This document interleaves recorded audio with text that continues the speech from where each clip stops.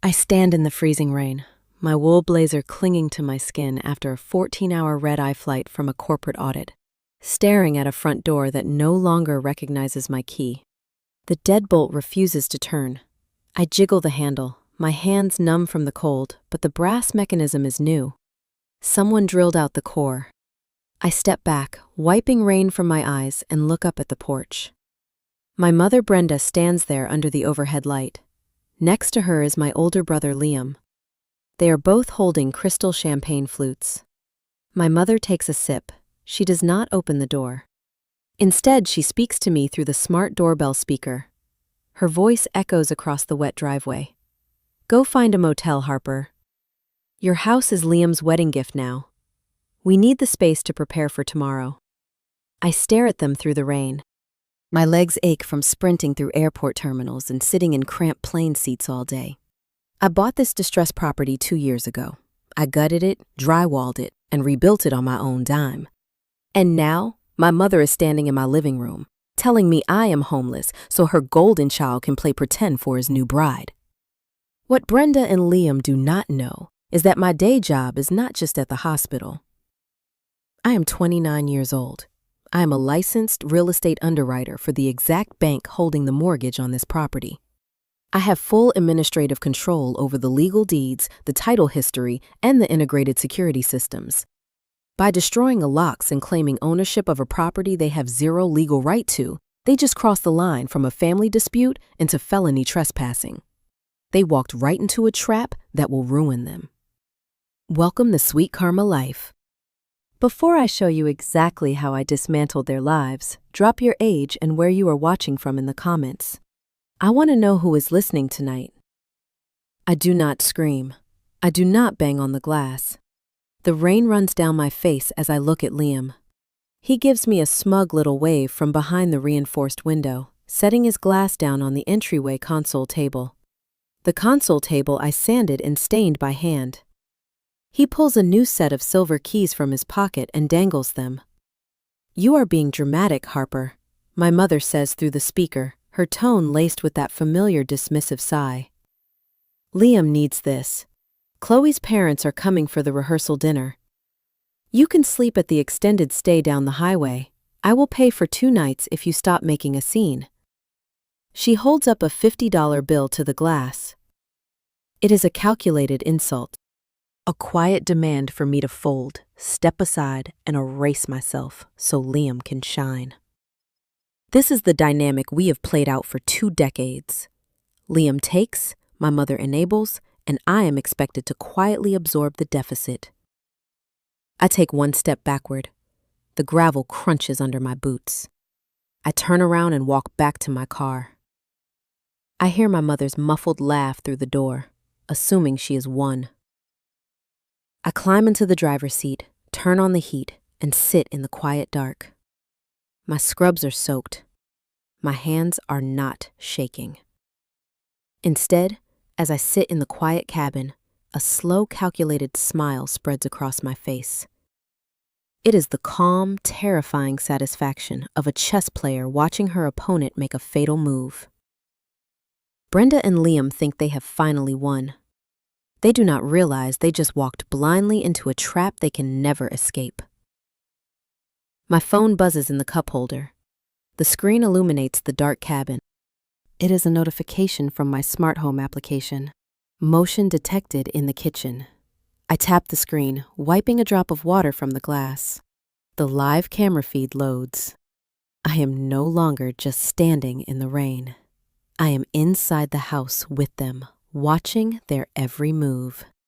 And I am about to make them wish they had never touched my front door. The rain pounds steadily against the roof of my sedan. The heater blasts dry air across my soaked suit, but the chill has already settled deep into my bones. I lean back against the headrest and hold my phone up to the steering wheel. The high-definition camera feed from my kitchen loads in an instant. The contrast on the screen is jarring. Outside, I am shivering in the dark, locked out in a storm. Inside, my kitchen is blazing with warm, inviting light. Liam and his fiancée Chloe are standing at the center island. The The same island I spent 3 weeks designing and installing myself. They are unboxing a heavy stainless steel espresso machine. Chloe throws her head back in a laugh, tossing the empty cardboard boxes directly onto my polished hardwood floors. Liam is 31 years old. He is wearing a designer cashmere sweater that costs more than my entire monthly grocery budget. Watching him fumble with the espresso machine parts, a bitter realization hits me. He has never built a single thing in his life. He failed out of 3 separate tech startups over the last decade. Each time a venture collapsed, he played the victim, blaming the market or his partners. Each time, my mother quietly drained portions of her savings to bail him out of broken lease agreements and unpaid business loans. She tried to hide the wire transfers, but I saw the bank statements left on the dining table during Sunday dinners. Liam is a ghost of a man, propped up entirely by stolen money and unearned confidence. I switched the camera view to the living room. 2 hired men in matching gray uniforms are lifting my custom sofa. I bought this house 2 years ago when it was a boarded-up foreclosure. I used every cent of my savings from my underwriter salary to secure the down payment. I spent my nights and weekends wearing a respirator mask, ripping out water-damaged drywall and laying new subfloors until my hands bled. My mother contributed exactly 1 item to this entire project, a $500 riding lawnmower she bought on clearance at a hardware store. From the day that mower arrived, she started calling the property our house. She told her friends at the country club we were investing in real estate together. I let the comments slide. I wanted to keep the peace. I thought if I just ignored her delusions, they would remain harmless words. That silence was the weapon they are now using to cut me out of my own life. The camera feed catches Chloe walking into the dining area. She is pointing at the far corner of the room. My heart stops beating. She is standing next to my grandmother's cherry wood dining table. That table is the only piece of family history I have left. My grandmother gave it to me right before she passed, holding my hand and telling me I was the only one in the family who respected hard work. Chloe gestures dismissively to the movers. "Throw that out," she says, her voice picking up clearly on the hidden microphone mounted near the ceiling. "We need room for the dance floor. Just dump it by the curb for the trash pickup." One of the movers grabs the carved wooden leg. He drags it across the floor. I watch the wood scrape against the finish I applied by hand. They are not just borrowing my space for a party. They are actively erasing me. Every trace of my existence in that house is being boxed up or thrown into the rain. They want the aesthetic of success without the sweat it takes to build it. Liam wants to present this perfect, curated homeowner lifestyle to Chloe's wealthy parents tomorrow night at the rehearsal dinner, and he is using my blood and equity as his stage props. A normal person would run back up the driveway. A normal person would kick the front door, call the police right now, and start screaming. I do not do that. Screaming is exactly what my mother wants. Screaming makes me the hysterical, jealous sister ruining the beautiful wedding weekend. Screaming gives them the power to call me crazy in front of the authorities. I turn off the camera feed. The screen goes black. I toss the phone onto the passenger seat. I shift the car into drive and pull away from the curb. I watch the glowing windows of my house fade into the rearview mirror. I drive 4 miles down the interstate to a generic business hotel.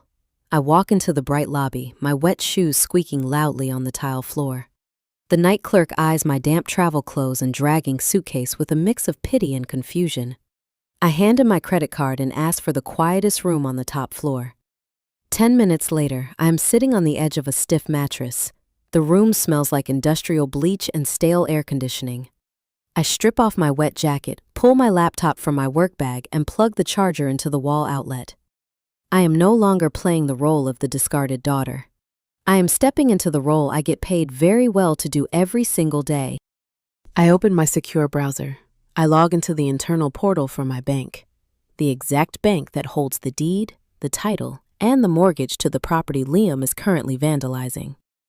People like my mother and Liam operate on emotion, manipulation, and entitlement.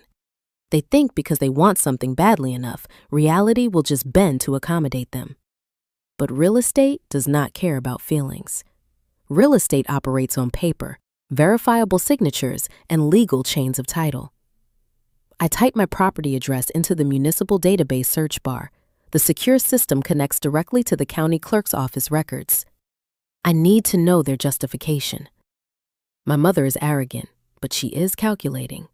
She would not just change the locks without some sort of twisted paper trail to present to the police if I called them to report a break-in. She must have manufactured a narrative. I hit enter. The loading icon spins for 3 seconds. 3 seconds that feel like an hour in the quiet hotel room. The property records populate on the screen in a long list. I scroll past the original deed of trust I signed 2 years ago. I scroll past my recent property tax assessments and insurance renewals. Then I see it. A new document filed into the public record just 48 hours ago. The status reads pending administrative review. I click the digital file. The document loads on my screen. I lean closer, my eyes scanning the dense legal jargon. My breath catches in my throat. I read the names printed at the top. I read the notary stamp at the bottom. I look at the signature line on the final page. The sheer audacity of what I am looking at defies belief. They did not just steal my keys to throw a party. They just committed a massive, undeniable federal crime, and they left a paper trail leading right to their front door. I sit frozen on the edge of the stiff hotel mattress. The blue light from the laptop screen washes over my face, illuminating the dark, quiet room. I am staring at a digitized file of a quitclaim deed. The header displays the official seal of the county records office. The grantor listed on the first printed line is me. The grantee on the second line is Liam. I scroll down to the bottom of the second page, my eyes scanning the dense legal text until I reach the final signature block. There, sitting starkly above a printed notary line, is my signature. Except it is not my handwriting. The loops on the letters are far too round. The pen pressure is too uniform. It is a clumsy, rushed imitation crafted by someone who has watched me sign birthday cards and permission slips for 2 decades. My mother actually forged my name on a binding legal document to transfer the ownership of my property to my brother. The sheer audacity radiates off the screen. She believes she can simply sign away my life to subsidize his. The puzzle pieces snap together in my mind. This hostile takeover did not start tonight in the pouring rain. It started exactly 3 weeks ago over a disastrous Sunday dinner at a generic suburban steakhouse. Liam and Chloe had summoned the family to announce a minor setback regarding their upcoming nuptials. That minor setback was the fact that their exclusive botanical garden venue had canceled their reservation. Chloe sat at the vinyl booth, clutching her designer handbag, tears ruining her expensive makeup, while Liam stared intensely at his menu. He had failed to make the final $30,000 payment. His credit cards were maxed out. His latest mobile application startup was a phantom entity with 0 revenue, a hollow shell he used to impress people at networking events. My mother did not reprimand him. She never does. Instead, she turned her gaze directly to me across the table. She demanded I offer my half-acre backyard for the 150-person event. She did not ask. She dictated the logistics. She said the caterers could set up a large prep tent on my newly poured concrete patio, and the guests could park their vehicles along my quiet residential street. I told her no. I cited the severe liability of hosting that many drinking adults on my property without proper event insurance. I also pointed out that I barely tolerate Chloe, a woman who once asked me if my tailored work suits were rented because she could not fathom a woman actually holding a senior corporate title. My refusal was met with a chilling silence. Brenda set her fork down on her plate. She looked at me with a cold, calculating stare that I should have recognized as a direct threat. Instead of accepting my boundary, she decided to orchestrate a coup. Sitting in the hotel room, I examined the digital stamp on the forged deed. Brenda bypassed an actual attorney to avoid inconvenient questions. She utilized a cheap, third-party online legal service to generate the paperwork. She likely found a careless notary at a strip mall shipping center, willing to stamp the document without verifying my identification. She filed the transfer electronically, assuming the county clerk would just push it through the bureaucratic system and Liam would magically own the estate before the wedding guests arrived. She fundamentally misunderstands how real estate finance works. This is the fatal flaw in her master plan. When a property carries an active mortgage, you cannot just hand over the deed to another person. The bank holds a lien on the asset. Any attempt to change the title triggers an automatic alert in the lender system to prevent unsanctioned transfers. The file gets flagged, pulled from the public queue, and routed directly to the regional underwriting department for a strict internal review. I am the senior underwriter for this exact region. My mother essentially submitted a fraudulent property transfer directly to my work queue. A quiet, humorless laugh escapes my chest. It is a hollow sound in the empty hotel room. They are currently occupying a house they do not own, preparing to throw a lavish party with money they do not possess, relying on a legal strategy that failed before it even began. I move my mouse across the screen. As a senior underwriter, I know the strict compliance laws regarding conflict of interest. I cannot legally alter my own property file without risking my career. But I know exactly who can. I open my secure corporate messenger and ping Marcus, the director of our regional fraud division. I send them the forged quitclaim deed and my original verified title. I flag the transaction as an active identity theft attempt and request an immediate hard administrative lock on the property. Less than 2 minutes later, Marcus replies with a single word. Done. No transfers, no sales, no equity loans can be processed under any circumstances. The house is now an impenetrable fortress on paper. My finger hovers over the desk phone sitting on the nightstand. I could dial the local police precinct right now. I could send cruisers to the driveway, present the forged document, and demand they be removed. But my professional training stops me. A forged deed is a white-collar issue. It is a messy civil dispute that requires handwriting experts, subpoenas, and months of tedious court dates. If the police show up tonight, Liam will just play dumb. He will claim it is a simple family misunderstanding over shared assets. The officers will tell us to take it to civil court, pack up their gear, and leave. Liam will still get his perfect wedding weekend in my home, while I sit in a cheap roadside motel. I refuse to let that happen. I need them to do something undeniably criminal, something visceral, immediate, and captured on tape, something the police cannot ignore or dismiss as a domestic squabble. If I cannot hit them with the paperwork right now, I have to force them to show their true colors. I have to push Liam until his fragile, curated image shatters. He wants to play the wealthy, capable homeowner for his future in-laws. He wants to host a flawless rehearsal dinner in my house, pretending he earned the right to stand on those hardwood floors. I decide to make that house reject him. I close the laptop. The room plunges into darkness again. I pick up my smartphone and open my customized smart home control panel. When I gutted the property, I rewired the entire structure to run on a centralized server. The temperature, the lights, the electronic locks, the water heater, the security network. Everything runs through the application currently sitting in the palm of my hand. I wipe a stray drop of rain from the glass screen. It is time to initiate the eviction process.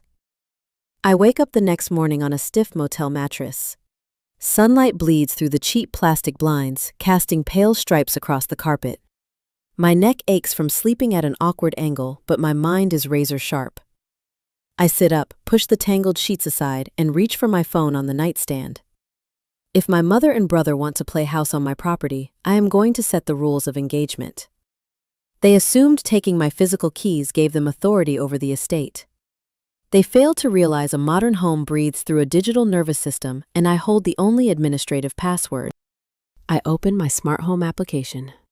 The dashboard glows against the dim room, displaying the vital signs of my property. The indoor climate reads a comfortable 72 degrees. The water heater is resting at a standard 120. The network traffic shows 4 distinct devices connected to my gigabit router. I tap the network icon first. I see Liam's phone, Chloe's tablet, and two unknown devices likely belonging to their hired event staff. With a single swipe of my thumb, I sever the main router connection. The network goes dark. The high-speed internet they need to coordinate deliveries, play their curated music playlists, and communicate with their vendors is gone. Next, I navigate to the plumbing matrix. Chloe grew up in a wealthy neighborhood, accustomed to endless hot water and steam showers. I slide the digital dial on the water heater output down to 50 degrees. Anyone stepping into the primary bathroom this morning will feel like they are standing under a frozen waterfall. The system confirms the temperature drop. Finally, I open the climate control panel. I bypass the manual thermostat mounted on the living room wall. I push the central heating system to 85 degrees and lock the digital keypad with a master override code. The house is heavily insulated.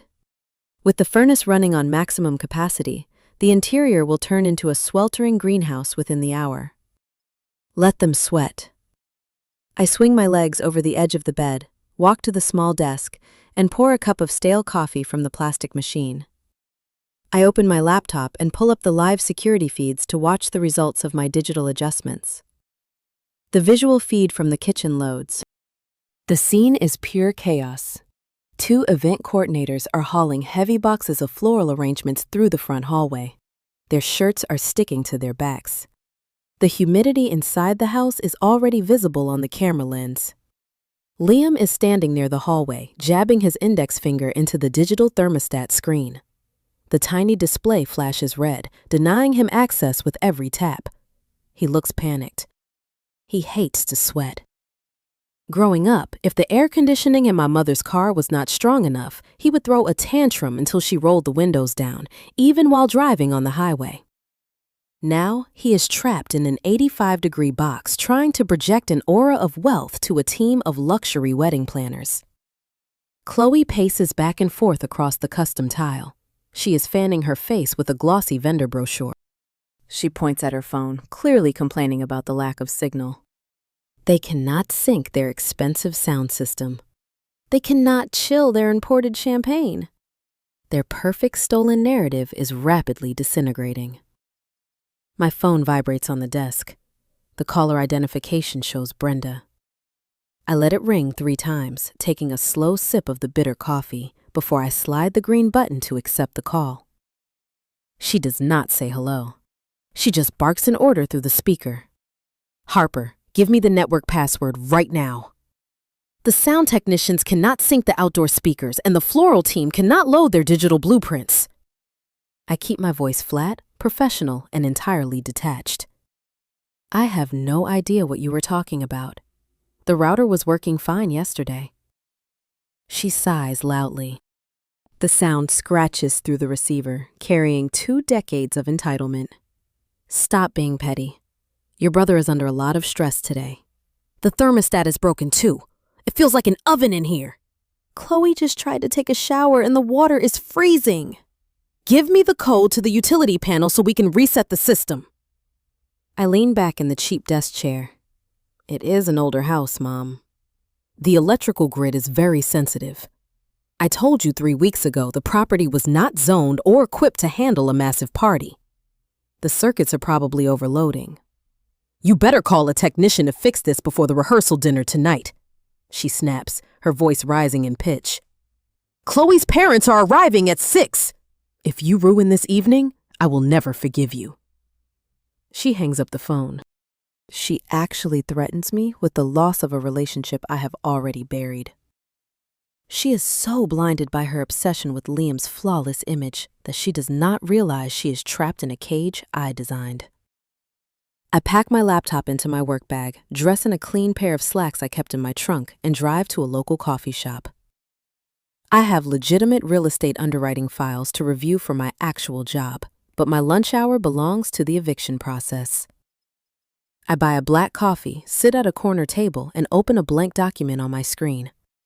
I begin drafting the official 3-day notice to quit. It is the mandatory first legal step in my state to remove unauthorized occupants from a private residence. As an underwriter, I read these documents daily. I know exactly how to format the text to make it airtight.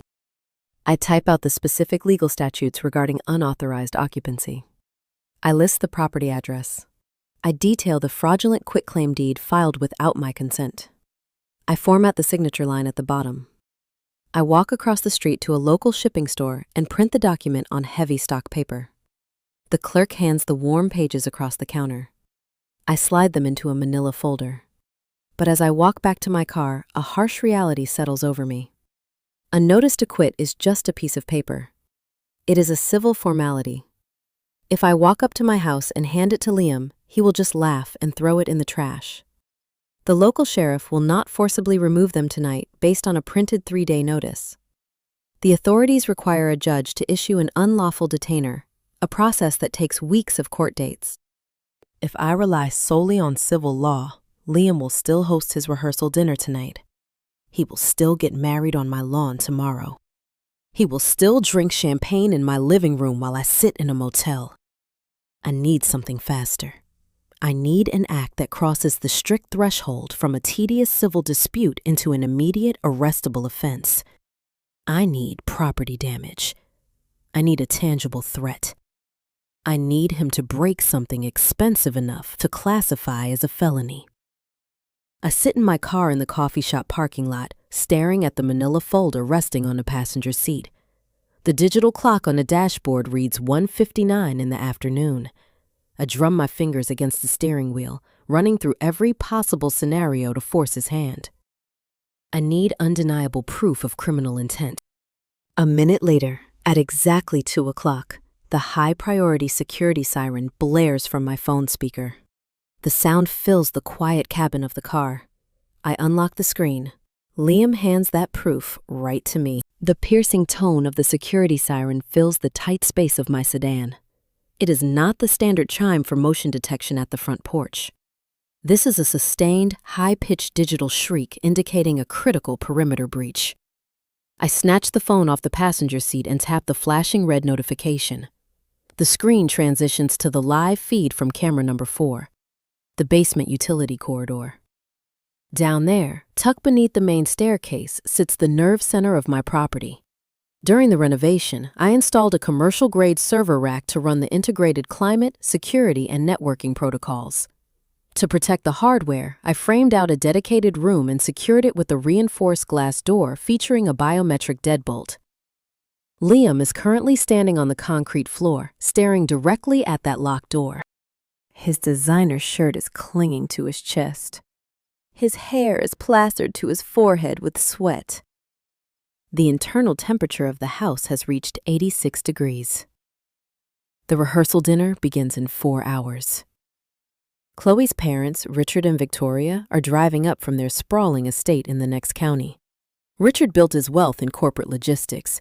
He respects precision and punishes incompetence.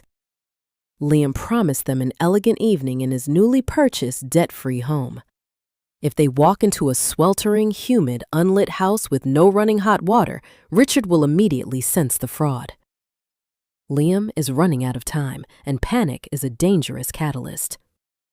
He grabs the brass handle of the utility door and pulls. The lock holds firm. He rattles the frame, throwing his shoulder against the heavy wood casing. It does not yield. He steps back, running his hands over his face, his chest heaving. He looks around the unfinished section of the basement, his eyes darting across my neatly organized workbench. He spots my heavy steel framing hammer resting next to the vice grip. I watch him walk over and wrap his hand around the rubberized grip. A rational human being would stop. A rational person would realize that smashing a biometric lock is an irreversible escalation. But my brother has lived 31 years, facing 0 consequences for his reckless behavior. My mother always paid the repair bills. My mother always smoothed over the broken contracts. He raises the heavy steel hammer above his shoulder. He swings with everything he has. The metal head strikes the reinforced glass pane just above the deadbolt. The camera microphone picks up the sharp, percussive crack. A spiderweb pattern fractures across the center of the door. Liam does not pause. He swings a second time, then a third. The tempered glass finally gives way, raining thousands of jagged pebbles onto the concrete floor. He kicks the remaining shards out of the wooden frame, clearing a path, and steps over the threshold into the restricted server room. He is now officially trespassing inside a secured perimeter. He ignores the humming server rack and moves directly to the gray metal electrical box mounted on the far wall.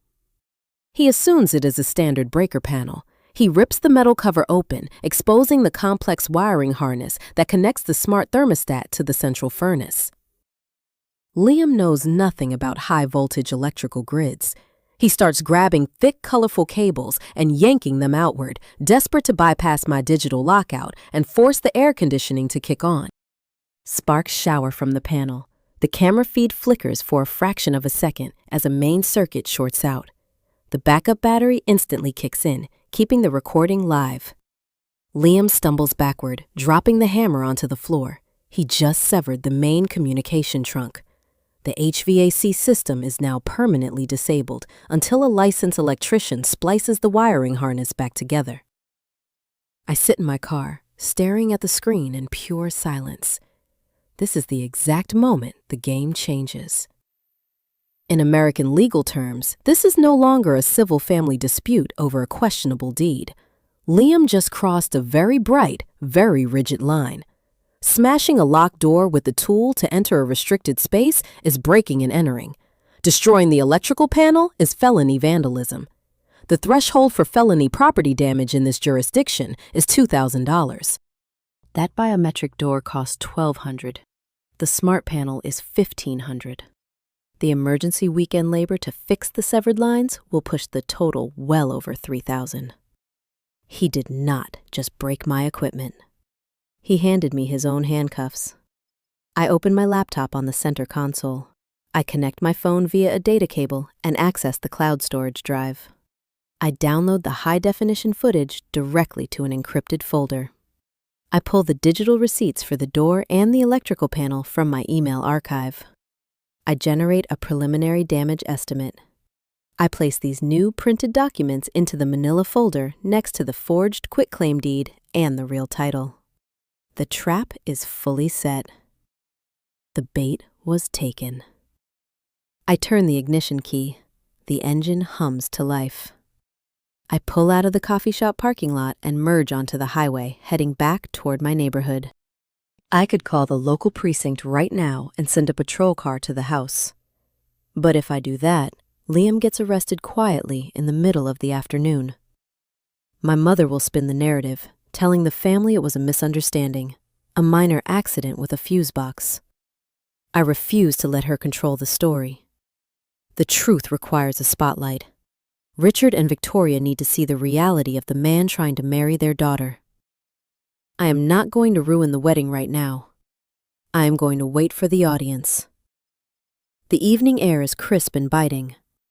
The heavy rain from Thursday night finally broke during the late afternoon, leaving behind a clear, cool twilight. I navigate my sedan through the familiar winding streets of my subdivision. The neighborhood is usually quiet by 6 o'clock. Families are having dinner inside. The streetlights cast long shadows across the empty sidewalks. Tonight, however, the street leading to my address is lined end to end with luxury vehicles. I pull over to the curb half a block away from my property and turn off the ignition. Through the windshield, my house is entirely unrecognizable. It looks like a glossy spread from an upscale lifestyle magazine. Hundreds of warm string lights drape across the thick branches of the oak trees I pruned by hand last autumn. Massive white canvas tents cover the concrete patio I poured myself. Caterers in crisp white shirts weave through the dense crowd carrying silver trays of expensive hors d'oeuvres. The visual that makes my grip tighten on the steering wheel is the valet parking service. Liam hired a team of teenagers in matching black vests to handle the incoming traffic. Because the street is full, they are driving heavy sports utility vehicles directly onto my freshly seeded front lawn. The wet ground offers zero resistance to the heavy tires. Deep, muddy tracks tear through the green grass, ruining weeks of careful landscaping. Liam does not care about the damage. He does not own the dirt. He did not pay for the seed, so he does not respect the roots. I sit in the shadows of my car and watch the elaborate orchestration unfold. Chloe's family commands the center of the yard. Her parents, Richard and Victoria, radiate old money and high expectations. Richard stands tall in a bespoke charcoal suit, swirling a dark amber drink in a heavy crystal glass. Victoria wears a subtle but incredibly expensive cashmere wrap, scanning the property with a critical, calculating eye. They are accustomed to generational wealth. They expect substance, stability, and unblemished credit from the man marrying their daughter. Liam promised them all three, using my life as his collateral. Liam is standing by the stone fire pit, playing the role of the perfect self-made host. He wears a tailored navy jacket, laughing loud enough to be heard all the way from my parked car. I watch him point toward the custom bay windows. He gestures with his hands, miming the act of swinging a hammer.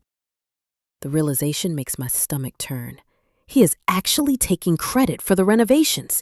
He is telling Richard the fabricated story of how he restored the distressed property, stealing my literal sweat and physical labor to build his synthetic foundation.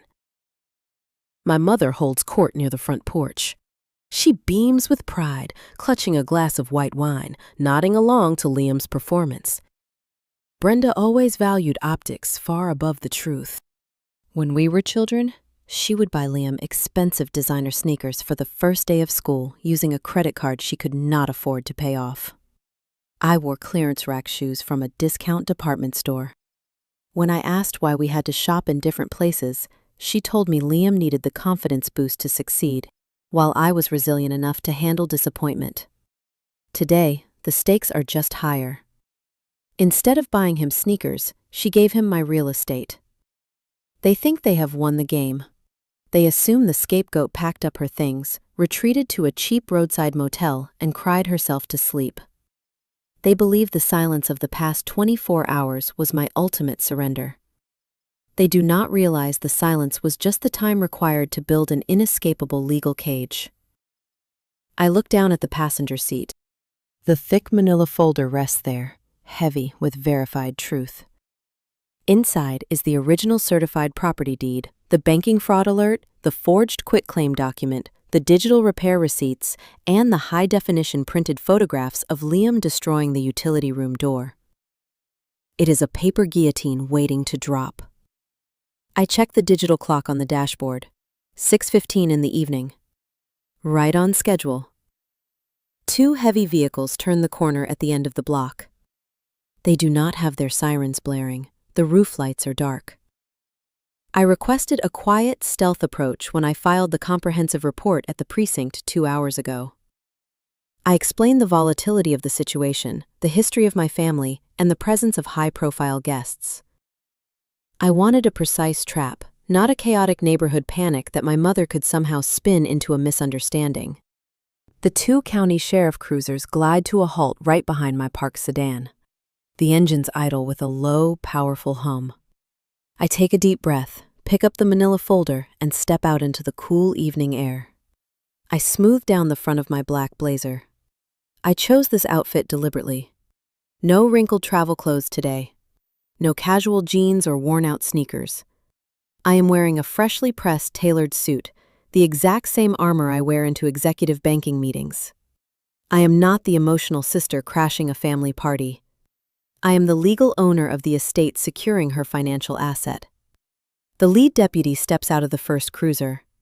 He is a tall, broad-shouldered man with graying hair at his temples and a stern expression. His name tag reads Miller. He adjusts his heavy-duty utility belt and approaches me. The second deputy mirrors his movements, stepping out from the trailing vehicle. "Are you Harper?" Deputy Miller asks, his voice calm and authoritative. I nod, handing him a thin secondary folder I prepared specifically for the patrol officers. "Yes, officer." The primary deed, my state identification, and the time-stamped photos of the suspect breaking into the restricted utility corridor are right there. The suspect is Liam. He is currently standing by the fire pit, wearing the navy jacket. Miller flips open the file. He shines a small tactical flashlight onto the pages, reading the documents in silence. His eyes scan the bank certification proving my ownership. He looks at the clear, undeniable image of Liam swinging a steel hammer into the reinforced glass door. He closes the file, nods once, and hands it back to me. "Understood," Miller says. "The fraud division will handle the forged deed investigation tomorrow morning. Tonight, we process the breaking and entering charge and the felony property damage." "Ready, ma'am?" "I have been ready for 20 years. I nod my head. We walk up the street together. The sound of our footsteps sinks into a steady, imposing rhythm on the asphalt. As we approach the edge of my driveway, a young valet in a black vest steps forward, holding up his hand to block our path. "Excuse me," the valet says, glancing nervously at the uniforms. "This is a private event. I need to see your invitation or I cannot let you through." Miller does not even slow his pace. He gently but firmly moves the teenager aside with one hand. "We are the invitation, son. Go back to parking the cars." We cross the property line. The soft jazz music playing over the expensive outdoor speakers seems to fade into the background. The air smells like roasted garlic and expensive floral arrangements. I walk straight up the center of the driveway, flanked by 2 armed officers of the law. The guests closest to the street begin to notice the uniforms. The quiet hum of polite cocktail conversation ripples, then falters completely. Heads turn. Whispers start to spread rapidly across the manicured lawn. Victoria lowers her wine glass, her eyes narrowing as she spots the police presence. Richard stops talking mid-sentence, his posture going rigid. The wealthy attendees part like the sea, clearing a direct, undeniable path to the center of the yard. My mother is the first family member to see us approach. She is mid-laugh, her head tilted back, when her eyes lock onto mine. The fake smile vanishes instantly. The color drains from her face so fast she looks physically ill. She sets her drink down on the nearest cocktail table, her hands trembling so hard the glass rattles against the metal surface. Liam is still facing the fire pit, oblivious to the massive shift in the atmosphere. He is finishing a story, waiting for a laugh from Richard that does not come. Confused by the sudden silence, he turns around to see what has captured his audience's attention. He sees the police cruisers parked on the street. He sees the armed deputies. Then he sees me walking toward him, holding the thick manila folder. The smug, confident persona evaporates into the cool night air. It is time to crash the party. The gravel crunches beneath my shoes. Each step I take onto the concrete patio feels like a hammer striking an anvil. The lively chatter of 150 guests falters. It does not fade out slowly. It cuts off like a severed wire. The cellist in the corner string quartet drags his bow across the heavy strings, producing a sharp, discordant squeak before the musicians lower their instruments entirely. The hired waiters freeze in place, silver trays hovering in the air. The warm evening breeze suddenly feels suffocating. I stand near the edge of the fire pit. Deputy Miller stands on my right. The second deputy secures the perimeter on my left. We do not say a word. We let the sheer visual weight of the uniforms sink into the crowd. My mother is the first to break the frozen tableau. She practically sprints across the lawn. Her silk dress rustles loudly in the quiet yard. She forces her mouth into a wide, trembling smile, but her eyes are wide with raw panic. She reaches out, her manicured fingers aiming directly for my forearm. "Harper, darling, what is this?" She laughs loudly, looking around at the staring guests. "Officers, there is no problem here. Just a confused sister who had a little too much to drink before she arrived. Let us just step inside and talk about this privately." I do not let her touch me. I take one precise step backward. Her hand grasps empty air. She used this exact tactic when we were teenagers. When Liam crashed my used sedan into a mailbox because he was texting, she told the neighbors I left the parking brake off. She always relies on my silence to maintain his innocence. She expects me to lower my head, walk into the kitchen, and let her spin a lie to protect him. Not tonight. "Do not touch me, Brenda." I keep my voice conversational. I do not shout. I do not need volume when I hold the facts. Liam realizes my mother is failing to contain the situation. He marches over to us. He puffs out his chest, squaring his shoulders, desperately trying to project authority in front of Chloe and her wealthy parents.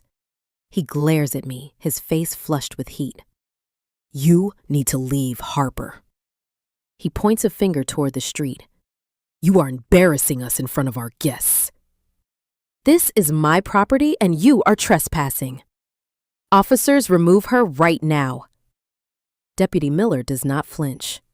He rests his hand near his utility belt and looks at Liam with a hollow, unimpressed stare. "Sir, keep your voice down and lower your hand." I look directly into my brother's eyes. The fake confidence in his posture is brittle. I can see the rapid pulse beating in his neck. "I am not leaving Liam," I say. "You are." I open the heavy manila folder. The sound of the thick paper rustling echoes across the silent patio. Every guest is watching us. Nobody reaches for a drink. Nobody looks away. I pull out the first document. I hand it to Deputy Miller. "Officer, this is the certified master deed for this address. It proves I am the sole legal owner of the estate. I purchased the property 2 years ago. The mortgage is solely in my name. The taxes are paid through my personal accounts." Miller inspects the embossed seal. He nods. I pull out the second document. I hand it over. This is a federal banking alert. It proves the quitclaim document filed 48 hours ago to transfer this title into my brother's name is a verified forgery. The signature is fraudulent. The notary stamp was obtained under false pretenses. The bank has locked the title pending a full criminal fraud investigation. A collective gasp ripples through the crowd. Chloe drops her evening bag onto the grass. The soft thud sounds like a gunshot. Richard steps out from the crowd. Chloe's father is an imposing figure. He built a logistics empire by detecting liabilities and cutting them loose. He despises liars. He walks straight up to Liam, ignoring my mother entirely.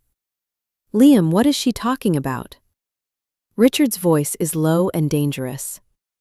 "Is this not your property? Did you lie to me when you asked for my daughter's hand?"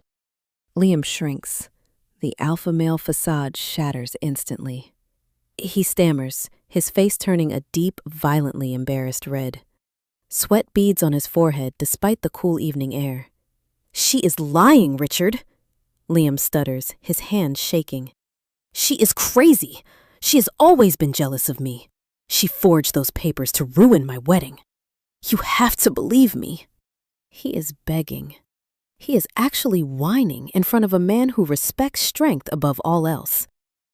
I reach into my leather work bag. I bypass the rest of the paper documents.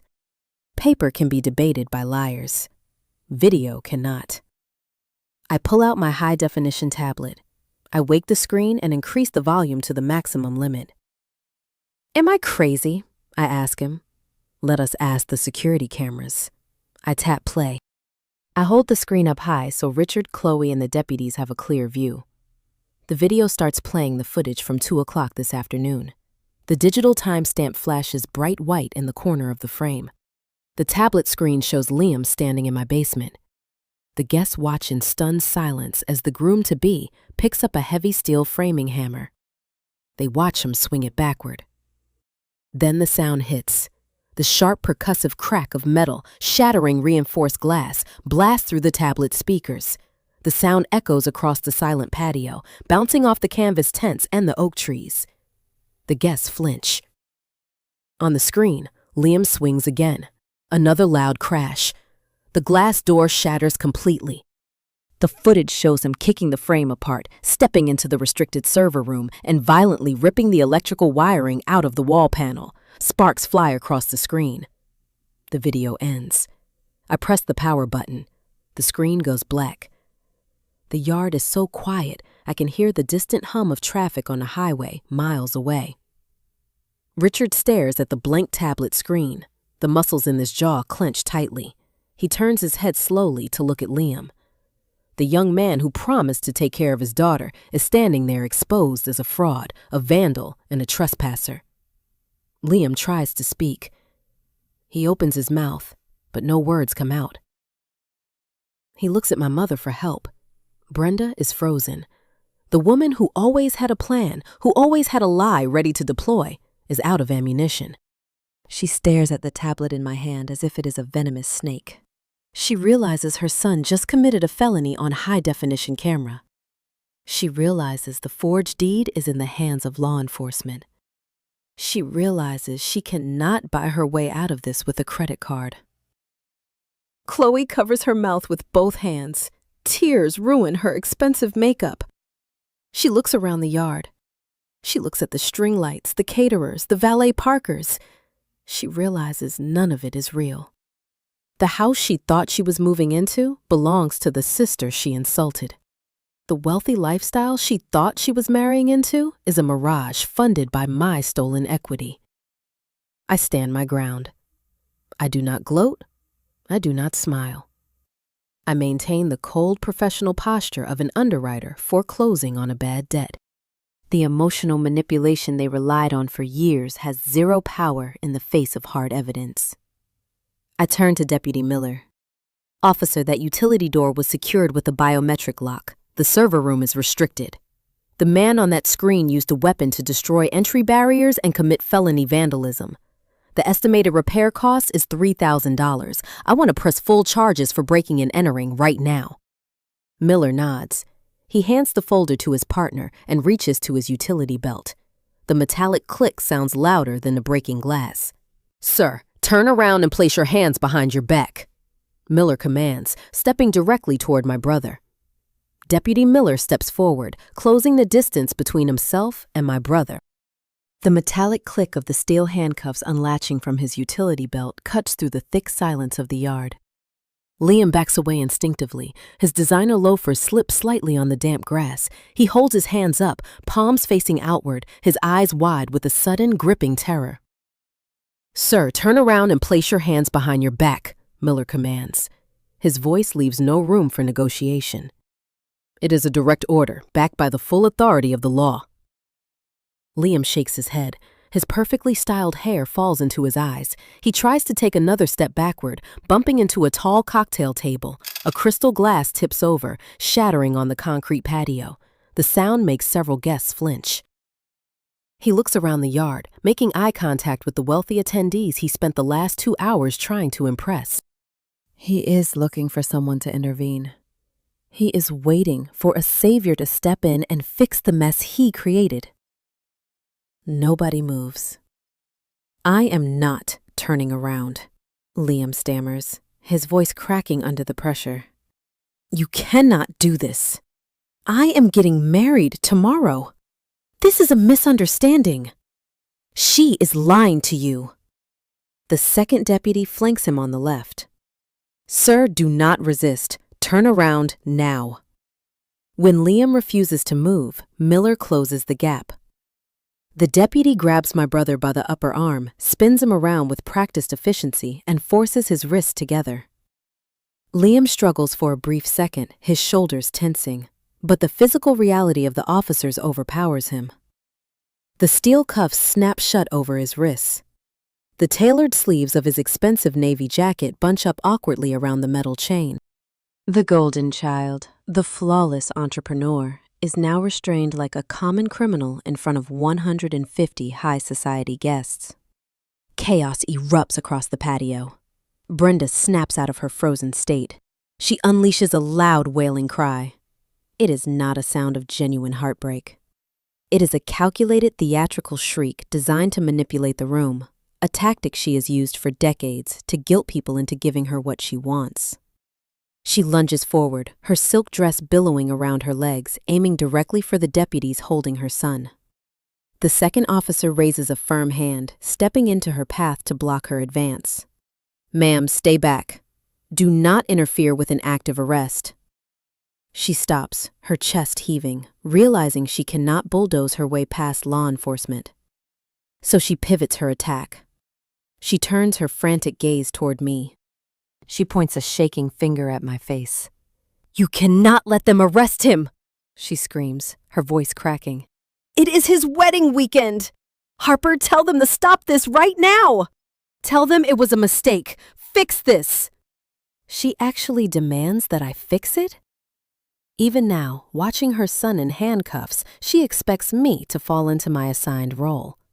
She expects me to lie to the police, absorb the financial damage, and erase myself so Liam can continue playing his game.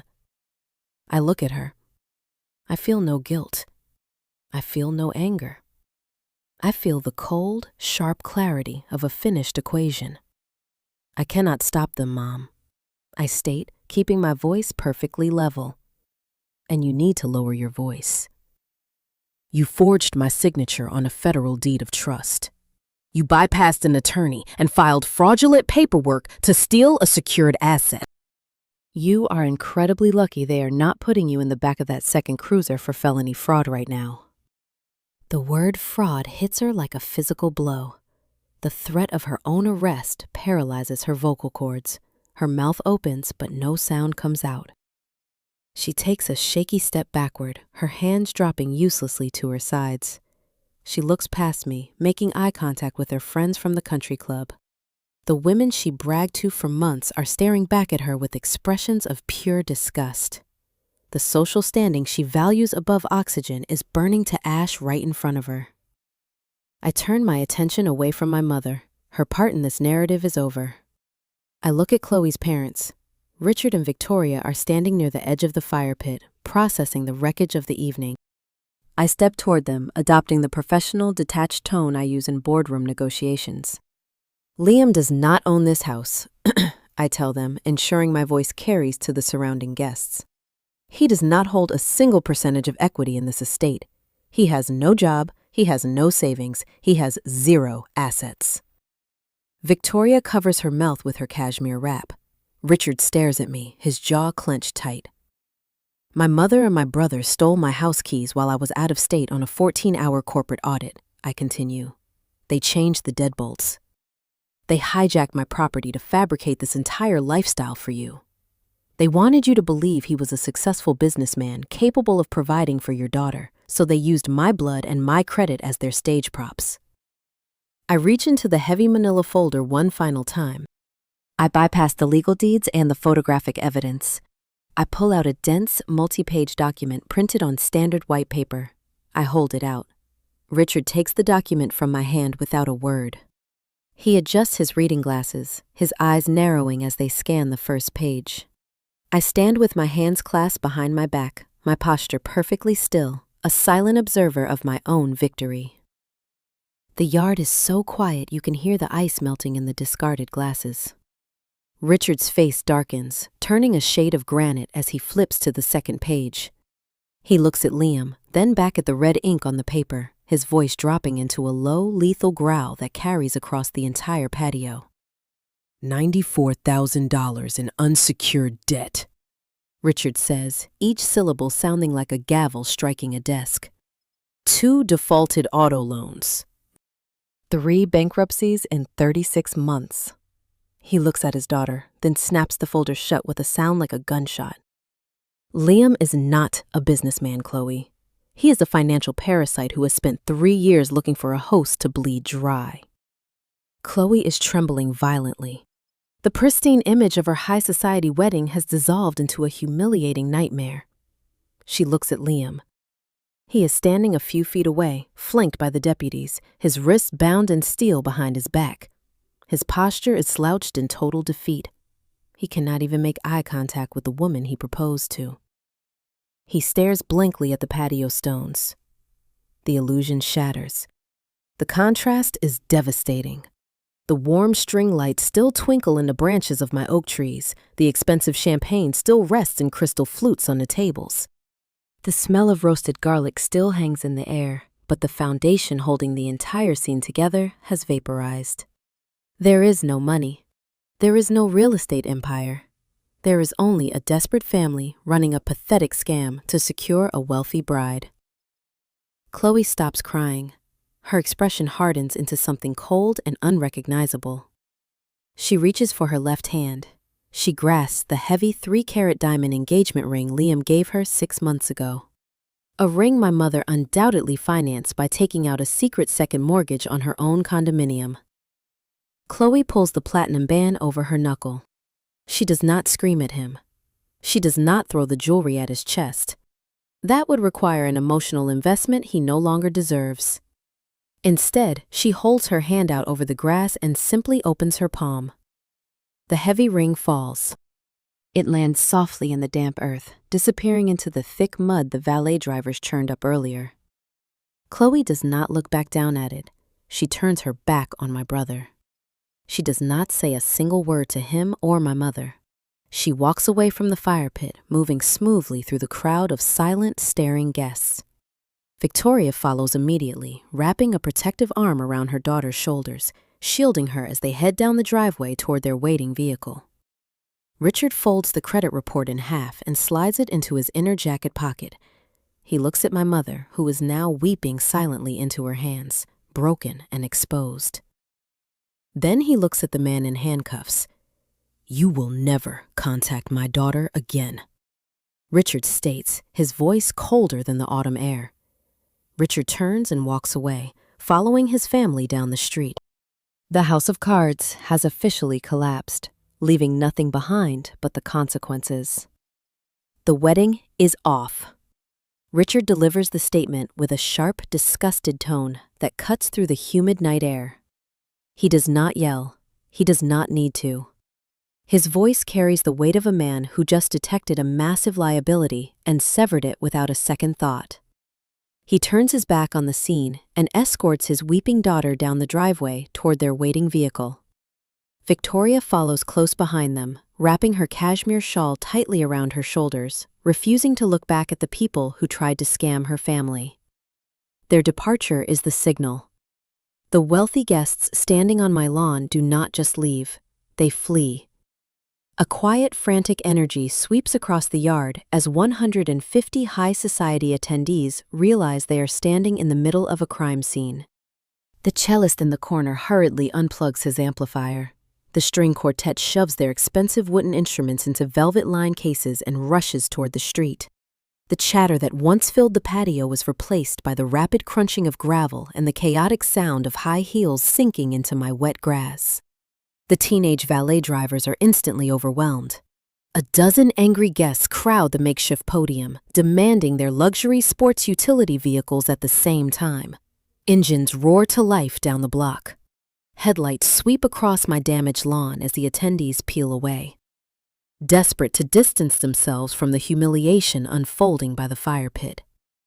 The head caterer is a pragmatic man, wearing a crisp white apron over a black shirt.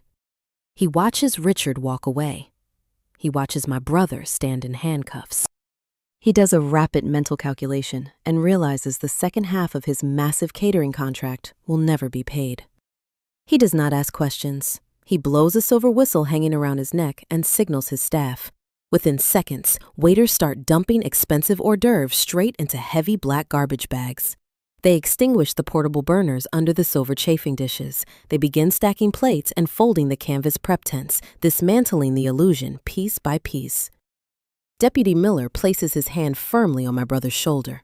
"Let us go, sir," he says, guiding Liam toward the street. Liam drags his feet. The designer loafers he wore to impress his future father-in-law scrape against the concrete patio. He is practically hyperventilating. His chest heaves under the tailored navy jacket, and his face is stained with sweat and tears. He looks over his shoulder, twisting his neck awkwardly to look at our mother. "Mom, do something," Liam begs, his voice cracking into a high-pitched whine. "Call a lawyer! Call the bank! Make her stop this!"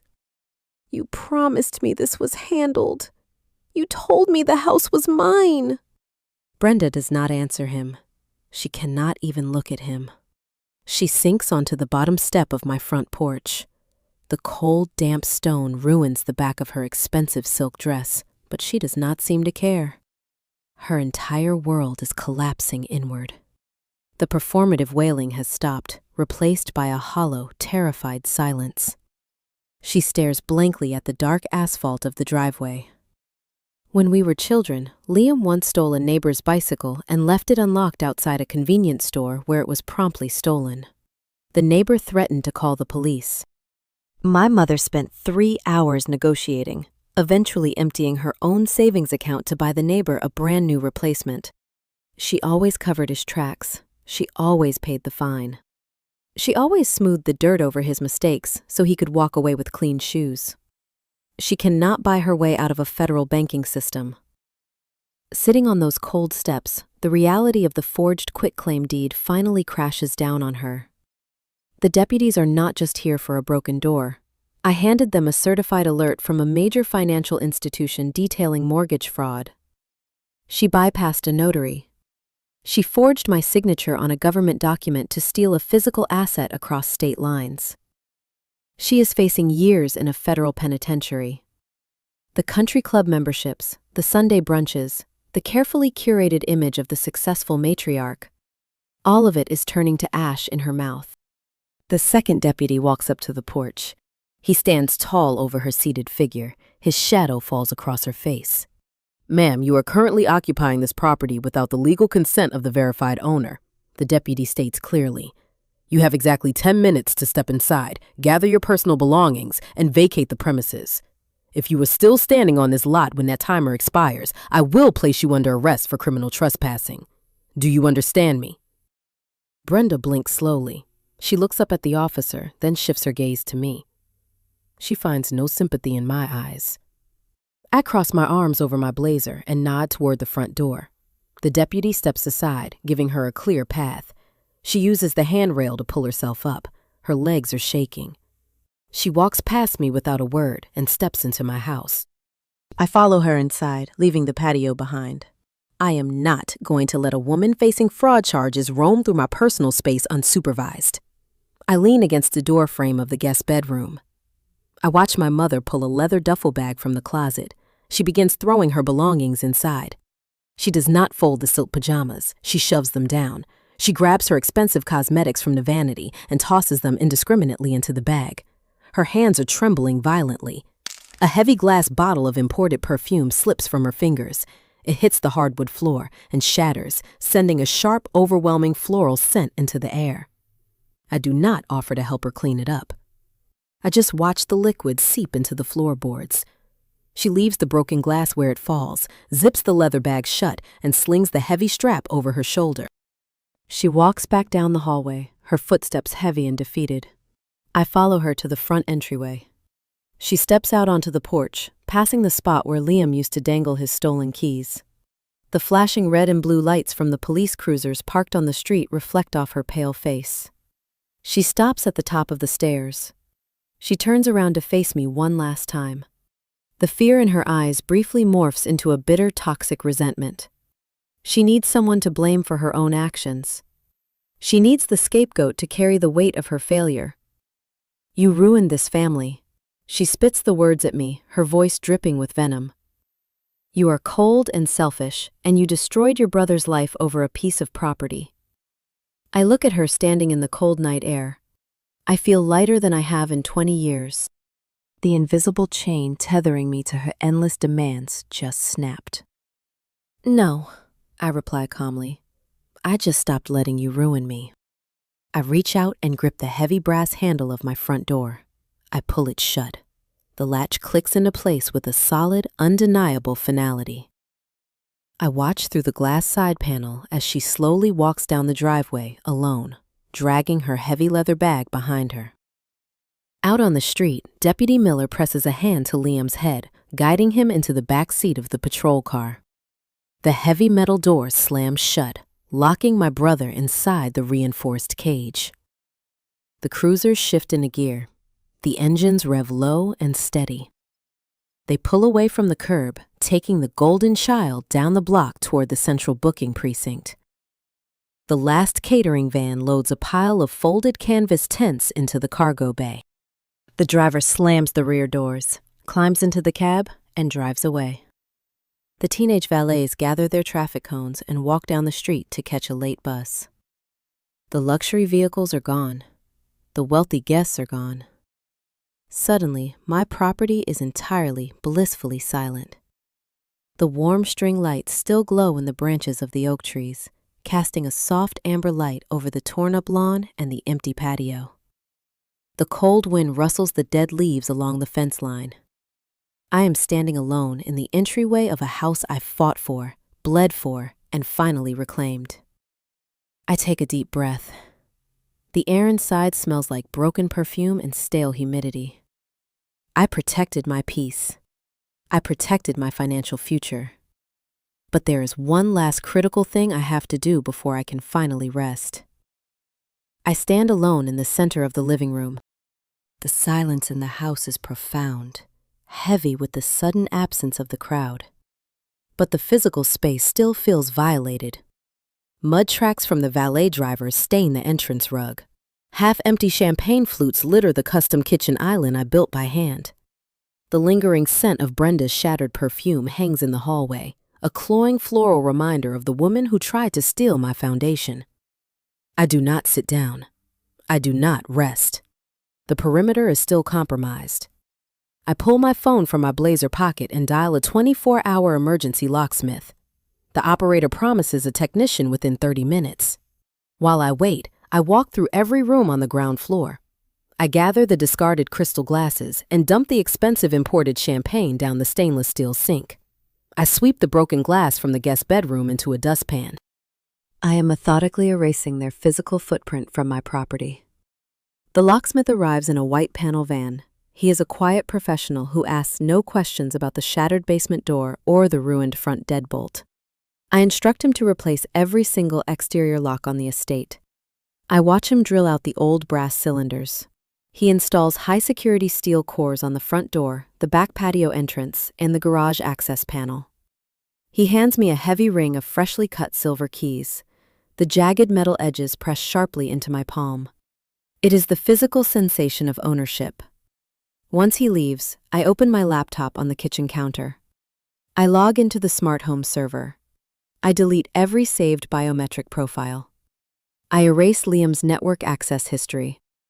I change the master passwords for the surveillance cameras, the thermostat, and the garage door sensors.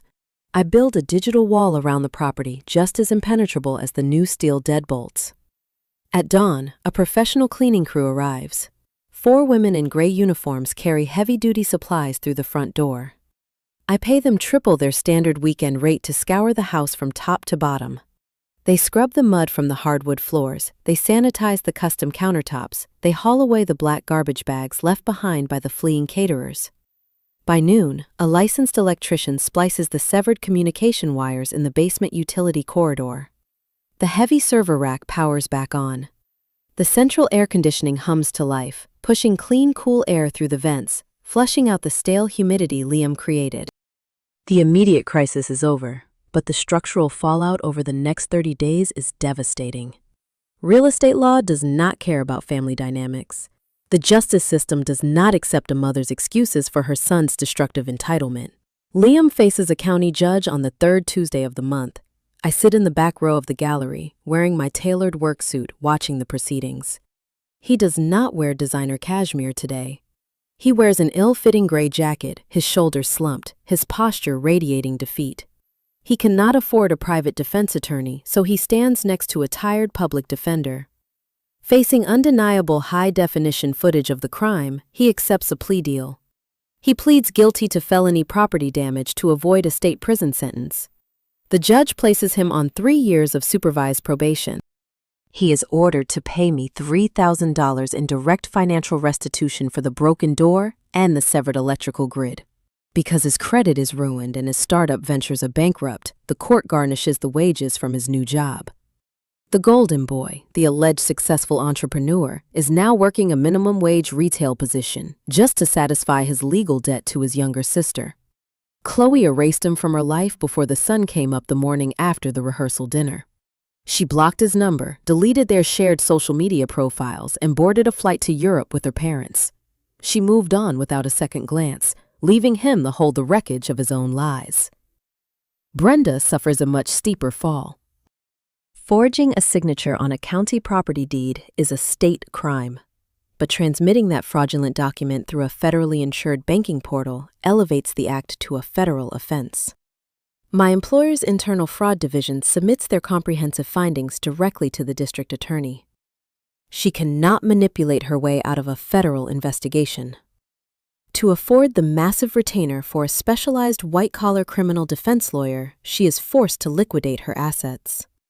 She sells her luxury condominium at a steep loss because she needs the cash immediately. She packs her expensive furniture into a rented truck and moves into a cramped, second-floor walk-up apartment on the industrial edge of town. The social currency she spent decades hoarding vanishes overnight. Word travels fast in her wealthy circles. The women at the country club stop returning her phone calls. Her name is quietly removed from the charity gala guest lists. She is entirely isolated, living in a tiny apartment, waiting for a grand jury to decide her fate. My phone registers a dozen blocked calls over the past 4 weeks. They leave long, frantic voicemails in the filtered trash folder. I read the automated text transcriptions. The scripts are always the same. Brenda begs me to call the bank and withdraw my statement. Liam cries, asking me to forgive the restitution debt so he can afford rent. They are not apologizing for what they did to me. They are just begging the scapegoat to return and absorb their pain. I select the entire folder. I press delete. The audio files vanish into the digital void. I do not owe them my peace. It is Friday evening. I sit on my custom living room sofa. The setting sun casts a warm golden light through the pristine bay windows. The house is spotless. The restored hardwood floors gleam. I pour a glass of dry red wine and lean back against the cushions. I listen to the quiet, steady hum of the repaired climate control system. The scapegoat era is officially over. I survived the extraction. I set the boundary. I protected my career, my financial future, and my home. The parasitic dynamic that defined my youth is buried under a mountain of undeniable legal facts.